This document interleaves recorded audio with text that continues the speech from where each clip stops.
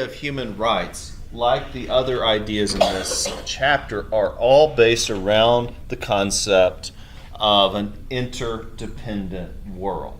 That when bad things happen to people on the other side of the world, there is a butterfly effect, and it does affect us. And so when our world is doing better, when Malaysia is doing better, that's good for us. And so we should strive and hope for the betterment of all mankind, not just for our country. And so a few terms, our last lesson here are human rights, tribunal, genocide, apartheid, sanction, satellite, and even the Cold War. And so the first part of this lesson I want to around this question.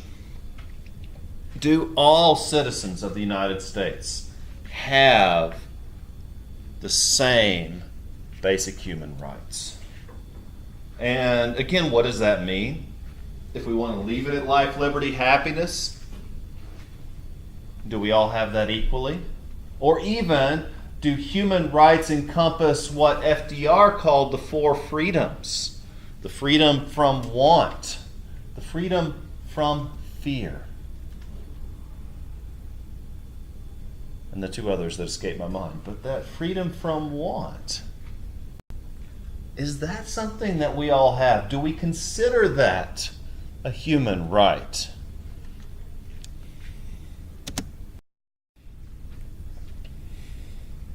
Now, although basic human rights have spread to other countries, they're not globally respected. If this is a problem, most of us would. But what can be done? So, first we have to understand what we mean by human rights. And again, it's relative to how you choose to interpret this. The fundamental freedoms of individuals. Fundamental, meaning just innate in who we are. Jefferson said that these are rights that no government can take away. And that if any government deprives its people of these rights, that government, according to the social contract, has lost its right to govern. But not all countries see it that way. Not all people see it that way. And so human rights include rights to food, if you choose to interpret it that way, the right to shelter, the right to safety, and so on. There are many more than just the basics. Again, do you interpret it? Do you believe, some believe healthcare should be a right. If you are injured and you are dying and you go to the hospital, no hospital in this country will turn you away. They will figure out a way to get you stabilized. Even if you have no ID, nothing. They're going to save your life. Why? Because our country believes that health care, the right to medical care, is a fundamental human right. Now, paying for it is a rigmarole and a mess that you learned about in the John Green video yesterday. But the right to safety. Again, we expend considerable resources on preparing, protecting, and providing these basic rights for our people. In democracies, people have additional rights. Freedom of worship. The freedom of speech. And the freedom to learn and to express yourself. These are fundamental aspects of a democracy. In fact, you could even say these are defining characteristics of a democracy. That if you have the right to express yourself and express grievances that you may have about your government, that's a good thing. And of course, there are countries in the world that have a history of human rights violations. Namely China. Look up the 1989 Chinese protests where students were marching, requesting the right to free speech. Tanks rolled in, many of these students were murdered. And that's where the famous photograph of the young man in Tiananmen Square standing in front of the row of tanks came from. The reality is that when the cameras went away, the young man was taken away. And Indonesia. And once more, what do violations of human rights mean? How do you choose to interpret this? If the slave trade were abolished globally, yes, the 13th Amendment abolished slavery in the United States, but yes, slavery still exists in some parts of the world. Again, Myanmar, in Iran, there are certain restrictions on behavior that we would consider a violation of a person's fundamental human rights. And even in Cuba, as well as the Sudan. Now, once more, what can we do? What can we do as a society? Well, one of the first steps of recovery is what? If you have a family member who is an addict, what's the first step in recovery? Recognizing the problem. And so that's the first step we take to global problems as well. We have to, number one, recognize where is the problem, what is the problem, and then we can begin to think about solutions. And so commissions have been created to investigate abuses around the world, like places in South Africa with apartheid, with Haiti, and even El Salvador. The United Nations have been very involved in this. For example, in 1948, the Declaration of Universal Human Rights was passed. Now, there is no law, per se, binding that would require Sudan to treat its people decently. However, there is international law, that is the Universal Declaration of Human Rights, that would require or expect Sudan to treat their people differently. Now, here's where it gets tricky. International law mandates that countries respect the human rights of their citizens. But the problem is in the enforcement. While the law exists, there is no effective way to enforce it. Ergo, it's remained a problem. In American history class, you learned about the prohibition and the failure thereof. Why? Because it was too hard to enforce. People drank anyway. And now we're seeing the same thing on a global scale with human rights. We can require human rights, but the only way to enforce it is to go to war with every bad country in the world. And if we did that, we'd be at constant war all the time. And no one has the resources for that. But this was an extremely important statement, demonstrating that let's acknowledge that things aren't the way they should be. And let's think about how we could improve things. The United Nations is based on the idea that humans are born equal.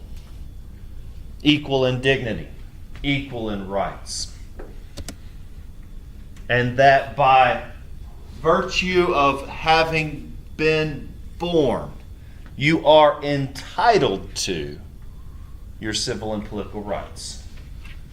Now, once more, this is philosophical. It's a belief that we as Americans hold, but unfortunately not all do. And that's where things get tricky. But once more, this statement is based on the idea that humans should have economic rights, that freedom from want, that you shouldn't have to be afraid of where your next meal comes from. You shouldn't have to be afraid of where you're going to stay at night. But of course, we know the reality is that many are. Just because we hold a belief, it doesn't mean it's going to work, but it doesn't mean we shouldn't try. And so the UN High Commissioner for Human Rights was created to oversee many of these programs, like the Security Council, for example. So the United Nations is broken up into two parts, like a House and a Senate. The Security Council are the Senate. They are the leading members of the United Nations. The United States has a permanent seat on the Security Council. There are 5 nations that get to be a part of the Security Council. 4 of those are permanent. We are one. And there's a 5th that is a rotating seat. Different countries get their turn. Now, the Security Council established a human rights tribunal.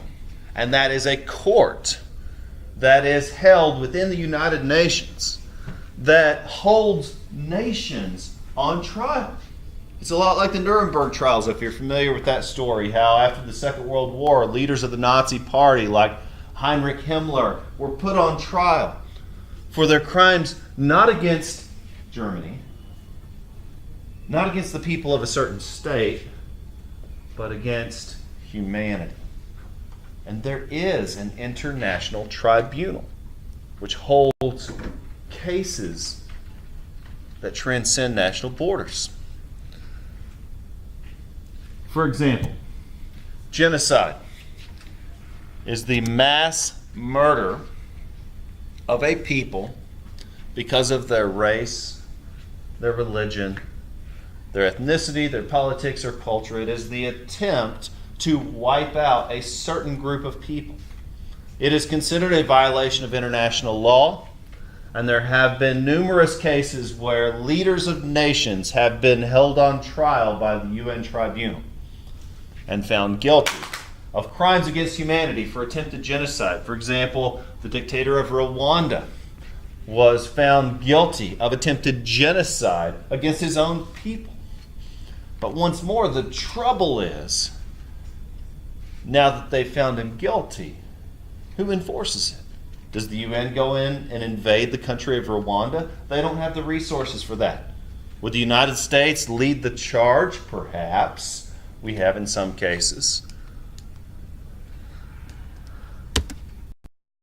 And so, moving into the second part, should the UN establish more national commissions? You know, the debate has always been, to what degree should the UN have the power to fix these things? Because any power they gain, that means nations of the world lose that power. It's a fine balance. If the UN starts stepping in and tells bad countries to do things, before you know it, they're telling us to do things. And so it's a two-sided coin that not everyone is on board with.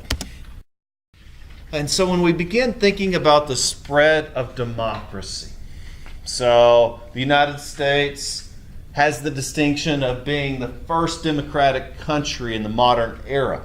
But of course, many others have arisen, and particularly over the last 50 years. So the 20th century is known as the deadliest century in the history of mankind. More people were killed by violence in the 20th century than have ever been killed in the history of warfare. And so the 20th century caused our world leaders to take a step back and think, how can we prevent such catastrophes? And part of it is through the spread and promotion of democracy. What does this growth look like historically? So, in 1900, very few people lived in nations that would be considered democratic. In fact, about 12%. By 1950, that number was growing. And by 2001, more than half of all people in the world lived in a nation that the UN would define as democratic, which is incredible. Now, you can see we still have a long ways to go. And even if you begin to think about these nations that would be defined as democratic, even they have a long way to go. But we're moving in that direction. Now,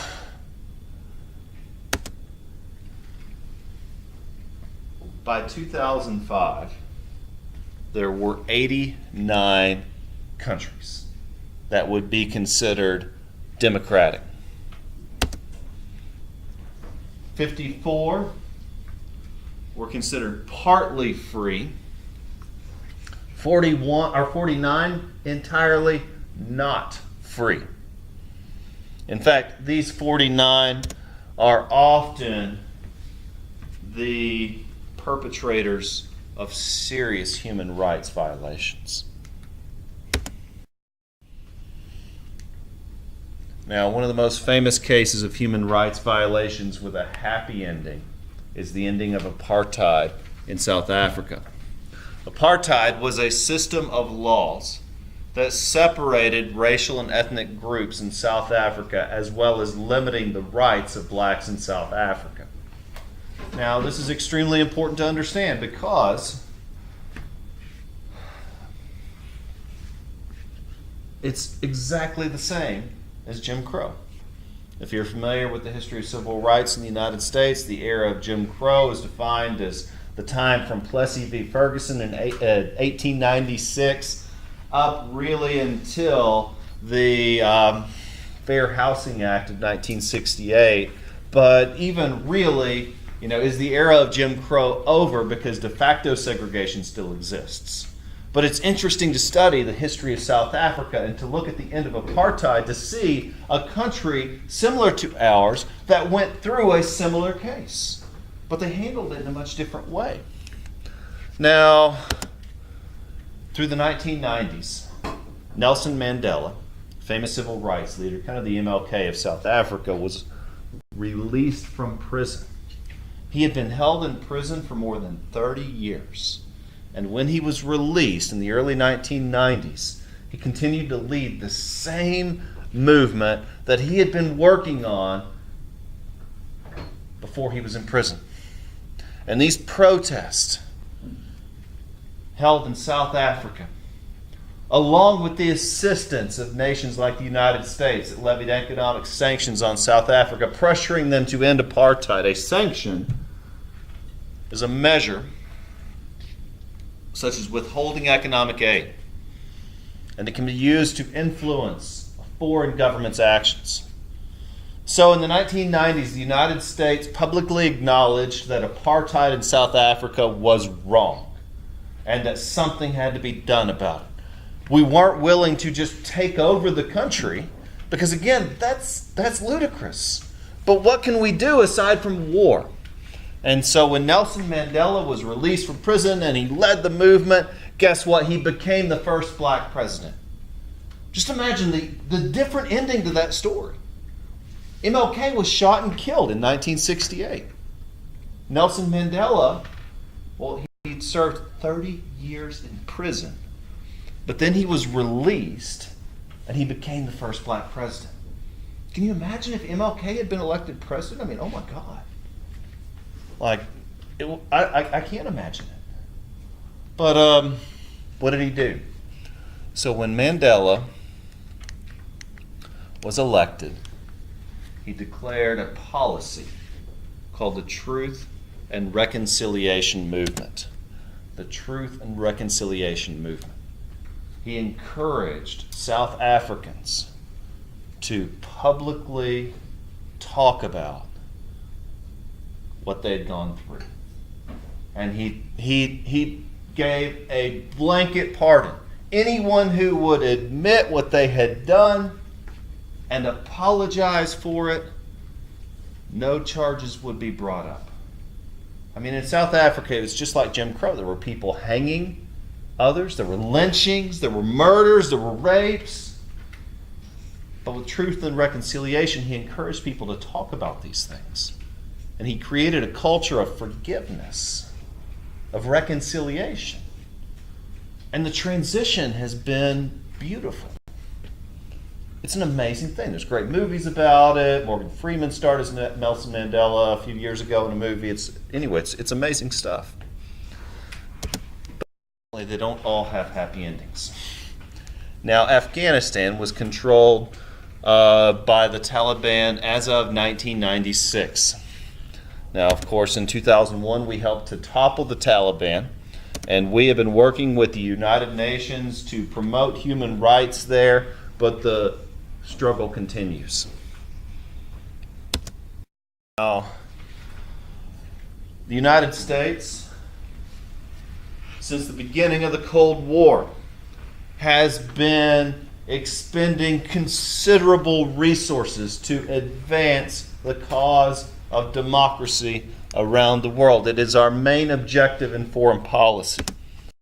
Of course, it is the defining characteristic of the Cold War, which was the conflict between the United States and the Soviet Union. It dated to the late 1940s all the way to the late 1980s. And during this era of American history and really global history, the United States and the Soviet Union competed. The Soviet Union believed that communism was the answer to the world's problems. The United States believed no, democracy was the answer to the world's problems. Fortunately, it was ended with no World War III. And you guys know much of this story, but the Soviet Union dominated Eastern Europe. Countries like Ukraine, like Bulgaria, Estonia, Czechoslovakia, Yugoslavia, etc. And these countries were forced to become satellites. A satellite is a nation politically and economically dominated or even controlled by another more powerful one. And so there were really two camps in the world. And if you look at an old map of the Cold War era, it shows it. It's red versus blue. Blue meaning democracy, red meaning communism. And the world was divided. And it wasn't just a military struggle, it was a philosophical one. Because if you read the Communist Manifesto, and I have a copy, you can take it and borrow it, it sounds brilliant. You know, it's all about that freedom from want. You know, communism sells itself as an idea that transcends national borders, that if we can come together as a world, we can make a better place. A utopia, if you will. But of course, in practice, it's often led to the deaths of millions. And so it's this clash of ideas. You know, the Soviets believed that if we just gave it long enough, we could eventually get to the final step where the people control the means of production and where it works. And there's no need for war. And they just believed it took time. But of course, the United States said, look at how this plays out. It's a terrible idea. What's going to work is if we trust people through democracy. And so it's this clash of idea. Well, the Soviet Union eventually collapsed in 1991. They broke up into lots of little pieces. Russia is still the biggest of the pieces. And the era of the Cold War came to an end. Of course, in terms of spreading democracy and liberty, we need to talk about the modern war on terrorism.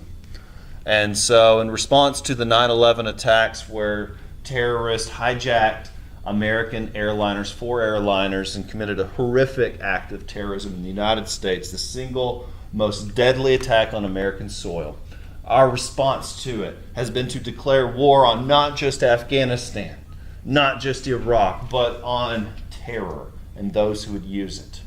And so this so-called war on terror has been waging since September 11th of 2001.